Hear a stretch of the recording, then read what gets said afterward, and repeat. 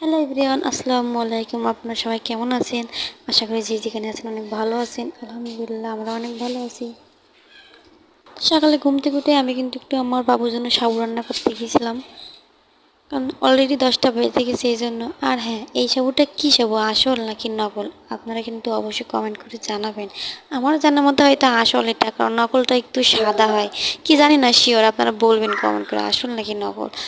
তো রান্না করতে করতে এই তো সাবু রান্না করতে করতে এখন বিছানাটা গুছিয়ে নেব। বিছানাটা গুছিয়ে এখন কিন্তু আমি রান্না করতে যাব। আর এর ফাঁকে কিন্তু আমার বাবুকে খাওয়াই নিয়েছি। তো এই শাক, আজকে কিন্তু পালং শাক ভাজি করবো। আর পালং শাক কিন্তু আমি এইভাবে ভাজি করি। আপনারা কি কোনভাবে ভাজি করেন অবশ্যই কিন্তু কমেন্ট করে জানাবেন। তো এখানে পালং শাক বসিয়ে আমি কিন্তু পেঁয়াজ, একটু মরিচ মরিচ সবসময় আমি কমই দেই, কারণ ছোটো একটা বাবু আছে, কারণ আমরা যা খাই আমার বাবুকে তাই খাওয়াই, এই জন্য। তো পালং শাক সিদ্ধ হয়ে গেলে পানি শুকালে তারপরে পালং শাক কিন্তু বেটেও নিচে এর ফাঁকে।